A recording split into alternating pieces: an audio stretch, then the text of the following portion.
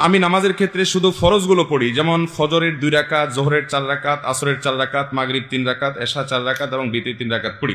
এক্ষেত্রে আমার নামাজ কি কবুল হবে? আমার ফজরের নামাজ প্রায় কাজা হয়, জোহরের সাথে মিলিয়ে জোহরের আগে সেই 2 রাকাত ফজরের কাজা পড়ে নেই, আমার নামাজ কি কবুল হবে? আমি নিয়মিত তাহাজ্জুদ পড়ি এবং বিতির তাহাজ্জুদের পরে পড়ি, কিন্তু হঠাৎ মাঝে মধ্যে ঘুম থেকে উঠার সমস্যার কারণে ফজরের আজান হয়ে যায়, এমন অবস্থা বিতির পড়ার হুকুম কি? আমি নামাজের ক্ষেত্রে শুধু ফরজগুলো পড়ি, যেমন ফজরের 2 রাকাত, জোহরের 4 রাকাত, আসরের 4 রাকাত, মাগরিব 3 রাকাত, এশা 4 রাকাত এবং বিতির 3 রাকাত পড়ি।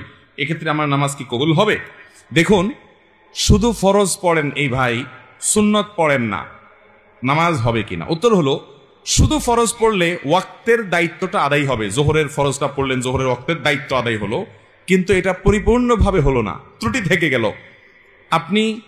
আপনি তরকারি খাইতে চাইলেন, তাহলে আপনার তরকারি খাইতে হলে সবজি লাগবে কাঁচা, পানি লাগবে, তেল লাগবে, পেঁয়াজ লাগবে, মরিচ লাগবে, লবণ লাগবে, ইত্যাদি ইত্যাদি লাগবে। এখন আপনি পানির মধ্যে কাঁচা সবজি সিদ্ধ করে রান্না করে নিয়ে আসলেন, লবণ, তেল, হলুদ কিছুই দিলেন না, তাহলে এটাকেও সবজি বলা যায়, কিন্তু এই সবজি কেউ খাবে না, আপনিও খাবেন না, ঠিক না? ঠিক। 5 ওয়াক্ত ফরজ নামাজ এটা পূর্ণতা পাওয়ার জন্য এর আগে পরে যে সুন্নত নামাজগুলো আছে সেগুলো হলো এরকম। এগুলো ছাড়া ওই নামাজটা হয়ে যাবে, ফরজ আদায় হয়ে যাবে, ওয়াক্তের ফরজ আদায় হয়ে যাবে আলহামদুলিল্লাহ, মাগার আপনার নামাজটা পরিপূর্ণ হলো না। মনে রাখবেন, সুন্নত নামাজগুলো কেন? এই যে 5 ওয়াক্ত নামাজের ফজরের আগে 2 রাকাত সুন্নত আছে, জোহরের আগে 4 রাকাত, পরে 2 রাকাত আছে, মাগরিবের পরে 2 রাকাত আছে, এশার পরে 2 রাকাত আছে। এই যে সুন্নত নামাজগুলো আছে, এগুলো কেন জানেন? এগুলোর অন্যতম উদ্দেশ্য হলো যাতে করে মূল নামাজটা আমাদের সুন্দরভাবে হয়, তার জন্য প্রস্তুতি। আগেরগুলো হলো প্রস্তুতিমূলক আর পরেরগুলো হলো পরিপূরক। সুন্নত আগেরগুলা প্রস্তুতিমূলক, পরেরগুলাকে বলতে পারেন পরিপূরক, আর সবগুলাকেই অন্য অর্থে পরিপূরক বলতে পারেন। পরিপূরক মানে কি? ধরুন, আপনি কোন একটা সরকারি অফিসে খুব গুরুত্বপূর্ণ একটা কাজে যাচ্ছেন, এনআইডি কার্ডের ফটোকপি লাগবে, জন্ম নিবন্ধনের ফটোকপি লাগবে, খুব জরুরি একটা কাজ, আপনার বিদেশ যাওয়ার মতো ব্যাপার, ভিসার মতো ব্যাপার। আপনি ফটোকপি নিয়ে যখন যাবেন, ফটোকপি সাধারণত এনআইডি কার্ডের ফটোকপি যদি একটা লাগে, আপনি কয়টা নিয়ে যাবেন? একটাই নিবেন না 2-4টা নিবেন? বুদ্ধিমান মানুষ হলে 2-4টের সাথে নিয়ে যাবে। কেন? একটা যদি হারায় যায়, কোনো কারণে মিস হয়ে যায়, যাতে করে আমার কাজটা হয়ে যায়, হাতে রাখবে, এটা সে নিয়ে যাবে। ঠিক একইভাবে ভাইরা আমার, আপনি যখন 5 ওয়াক্ত নামাজের ফরজ নামাজ পড়বেন, কিয়ামতের ময়দানে যাবেন, আল্লাহ তাআলার কাছে দেখা গেল কোন একটা নামাজে ভেজাল ধরা পড়ছে, বাতিল হয়ে গেছে, তখন ওই সুন্নাত বা নফল, অতিরিক্ত নফল নামাজ যে পড়বেন, এগুলো দিয়ে আল্লাহ তাআলা ফরজের ঘাটতি পূরণ করবেন। সেই সাথে আপনি আগে যখন সুন্নত পড়বেন, তখন মূল ফরজটা পড়তে আপনার সুবিধা হবে, মনোযোগ থাকবে। নবী করিম সাল্লাল্লাহু আলাইহি সাল্লাম ফরজ নামাজের আগে পরে সুন্নাত নামাজগুলো কখনো ছাড়তেন না, নিয়মিত পড়তেন। আপনি কিভাবে নিয়মিত ছাড়েন? একবার জোহরের আগে 4 রাকাত ছুটে গেছে, তিনি পড়তে পারেন নাই মেহমান আসার কারণে, এগুলো পরে তিনি পড়ে দিয়েছে, এরকম গুরুত্ব দিতেন। হ্যাঁ, আপনার কখনো কোনো কারণে এমন পরিবেশ হয়ে গেছে, সুন্নত পড়ার কোনো সুযোগই পাইলেন না আপনি, অসুবিধা নাই, মাঝে মধ্যে হঠাৎ কালে ভদ্রে বাদ গেছে, অসুবিধা নেই, কিন্তু নিয়মিত এরকম করলে সেটা আপনার মূল সালাতের যে প্রোফাইল আল্লাহর কাছে থাকবে, সে ফাইলটা কিছুটা হলেও ত্রুটিপূর্ণ থাকবে। এটা সুন্নত, সাধারণ সুন্নত, সুন্নতে মুআক্কাদা। আমার ফজরের নামাজ প্রায় কাজা হয়, জোহরের সাথে মিলিয়ে জোহরের আগে সেই 2 রাকাত ফজরের কাজা পড়ে নেই, আমার নামাজ কি কবুল হবে? এই পাবলিক অনেকেই আছে, ফজরের নামাজ জামাতের সাথে মসজিদে গিয়ে আদায় করার মতো মুসল্লি, মুসলমানের সংখ্যা সমাজে অনেক না বেশি? সবচেয়ে কম মুসল্লি হয় কোন নামাজে? কারণ ইবলিস জানে এই নামাজটায় হাজির হলে অনেক বেশি ফজিলত পেয়ে যাবে, জোহরের নামাজের চাইতে এই নামাজে হাজির হওয়ার গুরুত্ব বেশি, মাগরিবে এশায় হাজির হওয়ার চাইতে ফজরে হাজির হওয়ার গুরুত্ব বেশি। এটা মাসআলা আপনি না জানলে কি হয়েছে, আপনার সাথে থাকা ইবলিস জানে, এই জন্য ইবলিসে বড় রাতে আপনার ঠ্যাং টিপা শুরু করে। দেখবেন রাত 12টা 1টা 2টা পর্যন্ত ঘুম আসে না, ফেসবুক টিপতেছেন, ইউটিউব টিপতেছেন, মোবাইলে মোনাজাত ধরতেছেন, শয়তানের জিকির আজকার করতেছেন, এগুলো করতে করতে 12টা 1টা পর্যন্ত আপনার ঘুম আসে না। ঠিকই দেখবেন ফজর আজান আগ দিয়া দেখবেন এমন ঘুম আসে, অ্যালার্ম দিয়ে রাখলেও আর উঠতে মনে চায় না, ঠিক না ঠিক? শয়তান তখন কি বলে? নবী করিম সাল্লাল্লাহু আলাইহি ওয়াসাল্লাম হাদিসে বলেছেন, শয়তান বলে ফজরের আজান হয়ে গেছে, অ্যালার্ম বাজছে, দেখতেছেন ঠান্ডা মাথায়, শয়তান বলে আরে রাত এখন অনেক বাকি, অ্যালার্ম দিছে, মোবাইলের গলা টিপে ধরে অ্যালার্ম কেটে দিয়ে আবার ঘুম। আছে না নাই? ফজর পড়তে পারে না। ভাইরা আমার, ফজরের গুরুত্ব অনেক বেশি। তো যেই মানুষ ফজরের নামাজ নিয়মিত জোহরের সাথে পড়ে, অনেকে আছে দেখবেন প্রবাসে অনেক ভাই আছে 7টা 8টা 9টার দিকে ওইটা ফজর পড়ে, নিয়মিত যদি এরকম হয় তাহলে তার এ নামাজ হবে? ভাইরা আমার, একবার হঠাৎ 2 মাস 4 মাস পরে 6 মাস পরে জীবনে হঠাৎ একবার হয়েছে, হ্যাঁ ফজর নামাজ আপনি উঠতে পারেন নাই, মোবাইলে অ্যালার্ম বাজছে তাও হুঁশ নাই, এটা গ্রহণযোগ্য। নবী সাল্লাল্লাহু আলাইহি ওয়াসাল্লামের জীবনে একবার ফজর কাজা হয়েছে। কয়বার কাজা হয়েছে? একবার। তা আপনার জীবনে 2-4-10 বার এভাবে হতে পারে, কিন্তু প্রতিদিন হওয়া এটা কোনো অবস্থাতে গ্রহণযোগ্য হতে পারে। ঠান্ডা মাথায় যারা নামাজ পড়া এশার পরে শোয়ার সময় নিয়ত করে থই যে সকাল 8টার দিকে উঠবে, অ্যালার্ম দিয়ে থই, তার ঈমান আছে কিনা এটা নিয়ে অনেক উলামা ইকরাম সন্দেহ করেছেন। কারণ হলো ঠান্ডা মাথায় সে নামাজ পড়বে না, এই পরিকল্পনা করে সে শুইছে। আল্লাহ তাআলা আমাদেরকে ফজর নামাজ গুরুত্ব বোঝার তৌফিক দান করুন। আমি নিয়মিত তাহাজ্জুদ পড়ি এবং বিতির তাহাজ্জুদের পরে পড়ি, কিন্তু হঠাৎ মাঝে মধ্যে ঘুম থেকে ওঠার সমস্যার কারণে ফজরের আজান হয়ে যায়। এমন অবস্থা বিতির পড়ার হুকুম কি? যদি আপনি ভোর রাতে উঠার ব্যাপারে প্রবল সম্ভাবনা না থাকে তাহলে বিতির আপনি রাখবেন না, বিতির আগে পড়ে ফেলবেন। হ্যাঁ, আপনি নিয়মিত তাহাজ্জুদ পড়েন, আল্লাহ তৌফিক দেয়, তাহলে আপনি বিতির পড়েন। হঠাৎ একদিন ছুটে গেছে, ফজরের আজান হয়ে গেছে, তাহলে তারপরেও বিতির পড়লে আদায় হয়ে যাবে।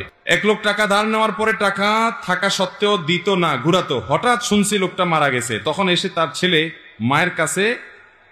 মেয়ের কাছে দিয়েছে। এখন তাতে কি তার ঋণ পরিশোধ হবে কিনা?